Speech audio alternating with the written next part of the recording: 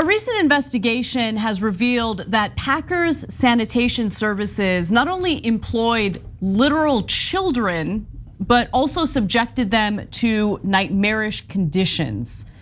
Now, Packers Sanitation Services is a large company that employs tens of thousands of people, 17,000 workers to be exact.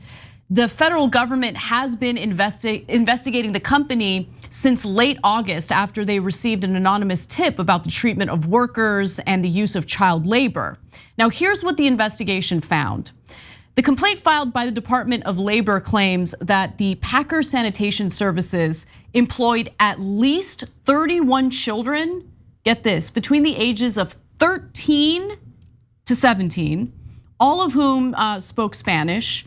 Now, if you want specific numbers, they hired at least 14 16-year-olds, 12 17-year-olds, 3 15-year-olds, 1 14-year-old, and 1 13-year-old. So obviously some of these children were too young to be in the workforce. But in addition to that, the way they were treated at work was a problem. Now, under the Fair Labor Standards Act of 1938, companies are not allowed to employ children under the age of 14. Now, there were other issues as well.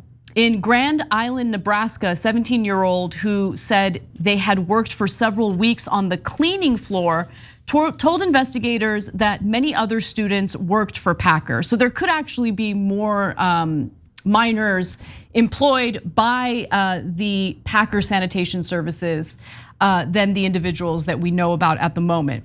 They were also employed to clean the floors of slaughterhouses located in Minnesota and Nebraska.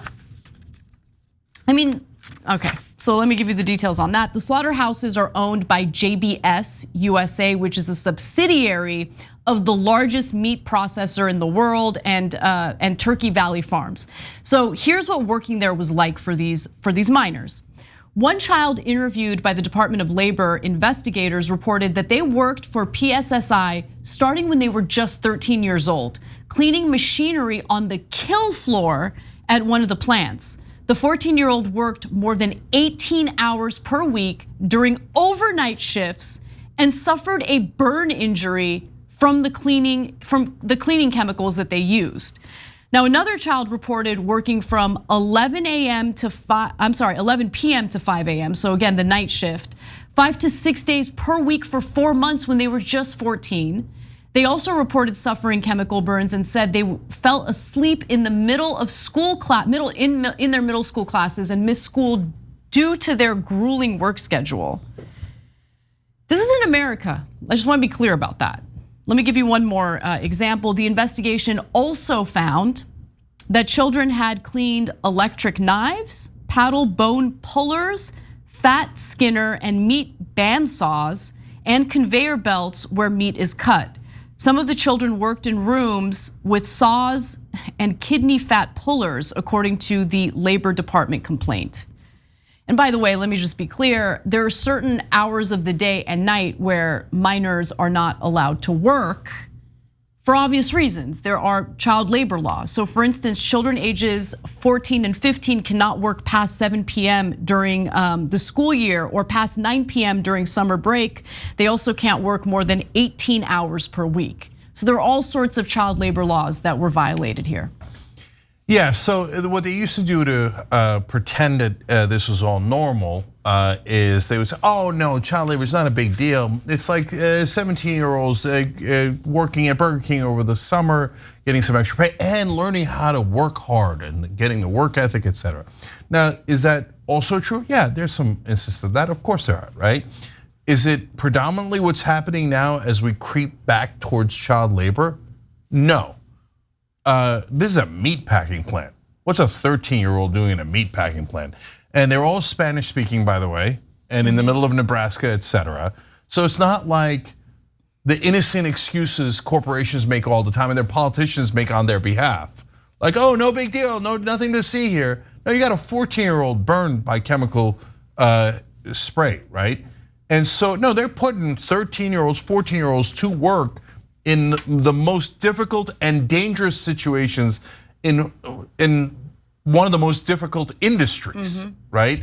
So this is literally back to the mines, back to the assembly lines, the worst of the worst, and they better regulate. I mean, do we have a government left in this country? Do we have any democracy at all? Well, we're gonna find out through cases like this, right? Yeah, and we looked into the citizenship status of these workers, of these children, because when you think about it, a lot of these companies who end up violating labor regulations are able to get away with it because they'll intentionally employ people who are undocumented because they know that those individuals won't go to the authorities.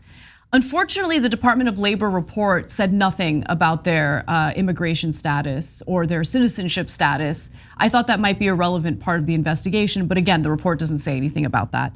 I do want to just quickly go to the company's statement because they're denying, not only are they denying the accusations against them, they're denying that they even employ minors, which is an insane denial. The investigation happened and it's clear that they employed minors. Nonetheless, a spokesperson for PSSI told the Washington Post the company does not employ anyone under the age of 18 and suggested, get this, rogue individuals may have sought to engage in fraud or identity theft, despite the fact the Department of Labor investigators used several methods to verify the identities and ages of the children they interviewed. So the good news is the federal government is looking into it and they're doing an investigation and they're calling BS on these guys. The bad news is potentially in the future. It hasn't happened yet, but usually the government gets to all this stuff and huffs and puffs and then very rarely actually follows through. Because why? These guys have political connections, they have money, and they'll say, oh, you're gonna lose the case, you're gonna lose the case. And then Republicans will scream, deregulate, deregulate. We don't want any stinking laws. Drive the 13-year-olds back into the meatpacking industry.